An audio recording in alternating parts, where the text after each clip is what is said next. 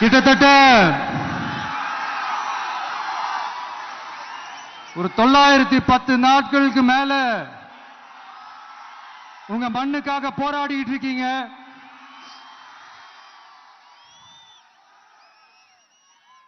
உங்க போராட்டத்தை பத்தி ராகுல் ஒரு பையன், சின்ன பையன் பேசினது நான் கேட்டேன். அந்த குழந்தையோட பேச்சு மனசு ஏதோ செஞ்சிருச்சு. உடனே உங்க எல்லாரையும் பார்க்கணும்னு தோணுச்சு, உங்க எல்லாரையும் கூட பேசி ஆகணும்னு தோணுச்சு. உங்க எல்லாரும் கூட நான் நிப்பேன், தொடர்ந்து நிப்பேன் சொல்லணும்னு தோணுச்சு.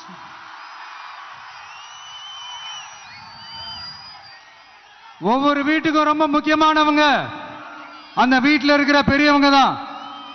அதே மாதிரி நம்ம நாட்டுக்கு ரொம்ப முக்கியமானவங்க உங்களை மாதிரி விவசாயிங்க தான்.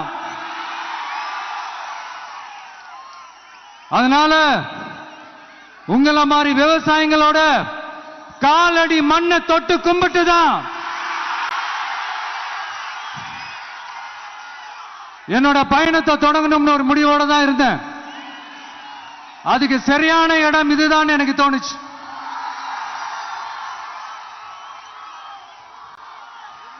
என்ன உங்க வீட்டில் இருக்கிற ஒரு மகனா என்னோட கள அரசியல் பயணம் உங்களோட ஆசீர்வாதத்தோட இங்கிருந்து தான் தொடங்குது. சரி, அதை விடுவோம்.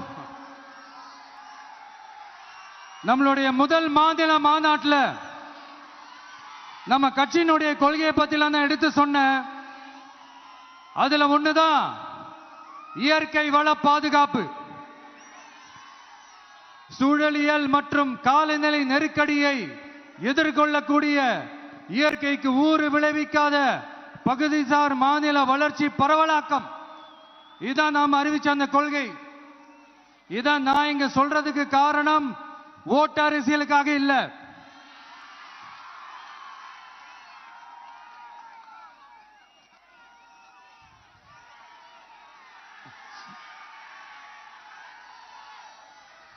இன்னொரு தீர்மானம் அதே மாநில மாநாட்டில் நான் சொன்னேன்.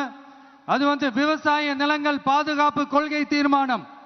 அதுல காஞ்சிபுரம் மாவட்டம் பரந்தூரில் 1000க்கும் மேற்பட்ட ஏக்கர் பரப்பளவில் 13 நீர்நிலைகளை அழிச்சு சென்னை நிரந்தரமாக வெள்ளக்காடாக்கும் திட்டத்தை ஒன்றிய மாநில அரசுகள் கைவிட வேண்டும் வலியுறுத்தின. அது மட்டும் இல்லாம இந்த மண்ணுக்காகவும் மக்களுக்காகவும் நம்ம விவசாயிகள் பாதிக்கிற இந்த திட்டத்துக்கு எதிராக சட்ட போராட்டம் நடத்தவும் தயங்க மாட்டோம்னு சொல்லியிருந்தோம். அத இங்க உங்க முன்னாடி ரொம்ப ஸ்ட்ராங்கா வலியுறுத்துறேன். இந்த பிரச்சனையில நான் உங்களோட உறுதியா நிற்பேன். இன்னொரு முக்கியமான விஷயம், நம்மள ஆண்டுகிட்டு இருக்கிற ஒன்றிய அரசுக்கும் மாநில அரசுக்கும் நான் சொல்லணும்னு நினைக்கிறேன். நான் இங்க வளர்ச்சிக்கு எதிரானவெல்லாம் கிடையாது. ஏர்போர்ட்டே வரக்கூடாதுன்னு நான் சொல்லல, இந்த இடத்துல வரக்கூடாதுன்னு நான் சொல்றேன். இதை நான் சொல்லலன்னு வைங்களேன், இவன் வளர்ச்சிக்கு எதிரானவன் அப்படி இப்படின்னு சொல்லி ஒரு கதையை கட்டி ஆரம்பிச்சிருவாங்க. சரி, நமக்கு அதை பத்தி எல்லாம் கவலை இல்லைன்னு வைங்க.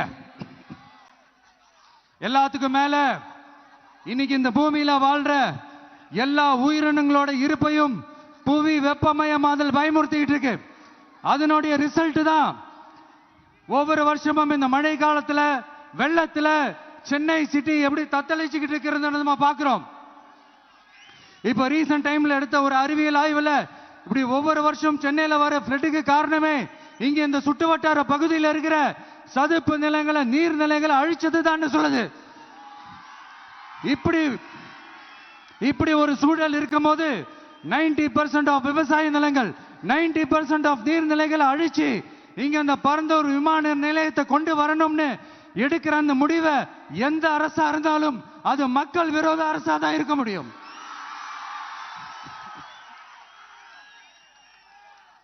இப்ப சமீபத்தில் நம்ம அரிட்டாப்பட்டி பகுதியில் அந்த டங்ஸ்டன் சுரங்கம் அமைக்கிறதை எதிர்த்து தமிழ்நாடு அரசு ஒரு தீர்மானம் ஒன்று கொண்டு வந்தாங்க.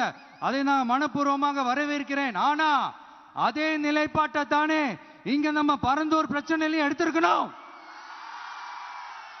எடுக்கணும். எப்படி அரிட்டாப்பட்டி பகுதி மக்கள் நம்ம மக்களோ அதே மாதிரி தானே பரந்தூர் மக்களும் நம்ம மக்கள். அப்படித்தானே ஒரு அரசாங்கம் யோசிக்கணும். ஆனா அப்படி செய்யலையே. ஏன் செய்யல? ஏன்னா இந்த விமான நிலையத்தையும் தாண்டி இந்த திட்டத்தில் அவங்களுக்கு ஏதோ ஒரு லாபம் இருக்குது.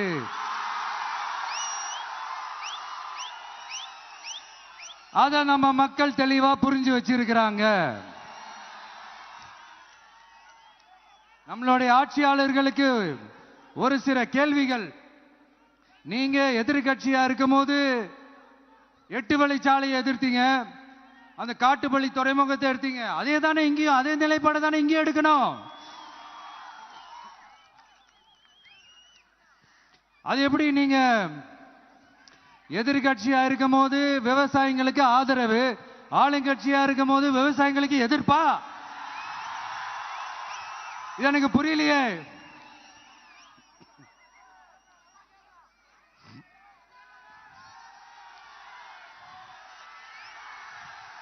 அதனால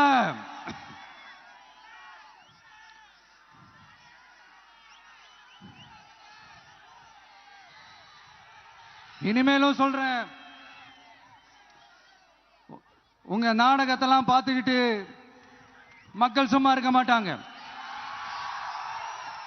நீங்க உங்களோட வசதிக்காக அவங்களோட நிக்கிறதும் அவங்களோட நிக்காம இருக்கிறதும், நாடகம் ஆடுறதும் நாடகம் ஆடாம இருக்கிறதும், அது சரி.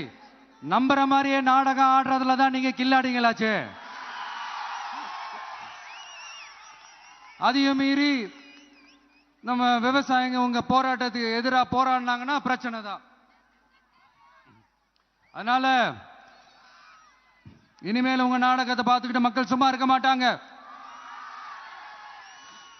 உங்களோட இந்த விமான நிலையத்துக்காக நீங்க ஆய்வு செஞ்ச இடத்தை மறு ஆய்வு செய்யணும்னு ஒன்றிய அரசுக்கும் மாநில அரசுக்கும் நான் கேட்டுக்கிறேன். விவசாய நிலங்கள் இல்லாத இந்த பாதிப்புகள் குறைவா இருக்கிற இடங்களா பார்த்து உங்களுடைய விமான நிலையத்தை கொண்டு வாங்க. வளர்ச்சி தான் மக்களை முன்னேற்றம். ஆனா அந்த வளர்ச்சின்ற பேர்ல நடக்கிற அழிவு மக்களை ரொம்பவே பாதிக்கும்.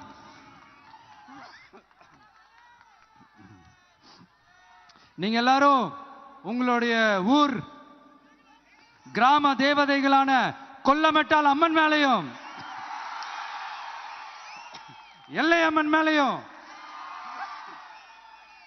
ரொம்பவே நம்பிக்கை வச்சிருக்கீங்கன்றது எனக்கு தெரிஞ்சது. அந்த நம்பிக்கையை இழந்துடாதீங்க. உங்களுக்காகவும் உங்க ஊருக்காகவும் இனி உங்க விட்டு பிள்ளையான நானும் தமிழக வெற்றி கழகத்தோட தோழர்களும் சட்டத்துக்கு உட்பட்டு எல்லா வழிகளிலும் உங்களோட உறுதி அனுப்பேன். உங்களோட ஊருக்குள்ள ஏகனாபுரம் ஊருக்குள்ள வந்து அந்த திடல்ல தான் உங்க எல்லாரையும் மீட் பண்ணணும்னு நினைச்சேன். ஆனா எனக்கு பர்மிஷன் கிடைக்கல. இங்க தான் பர்மிஷன் கொடுத்தாங்க. நான் ஏன் ஊருக்குள்ள வரணும்னு தடையின்னு எனக்கு தெரியல. இப்படிதான் கொஞ்ச நாளைக்கு முன்னாடி நம்ம புள்ளிங்க ஒரு நோட்டீஸ் கொடுத்ததுக்கு தடை விதிச்சாங்க. ஒரு துண்டு சீட்டு நம்ம புள்ளிங்க கொடுத்ததுக்கு. அது ஏன்னு எனக்கு புரியல. அதனால கான்பிடண்டா இருங்க, நல்லதே நடக்கும்,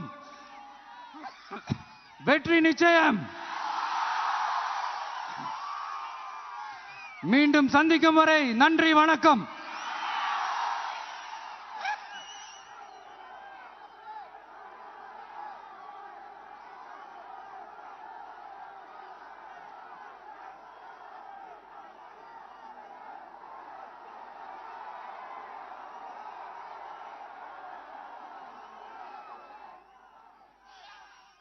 இன்னும் கொஞ்ச நேரம் டைம் ஸ்பெண்ட் பண்ணலான்னு தான் வந்தேன். ஆனா நிலவரம் பார்த்தா முடியாது போல் இருக்கு. சரி, ஓகே. உங்க எல்லாரையும் பார்த்ததுல ரொம்ப ரொம்ப சந்தோஷம். மீண்டும் இதே ஊருக்கு, உங்க ஏகனாபுரம் ஊருக்குள்ள நான் வரேன். Thank you so much.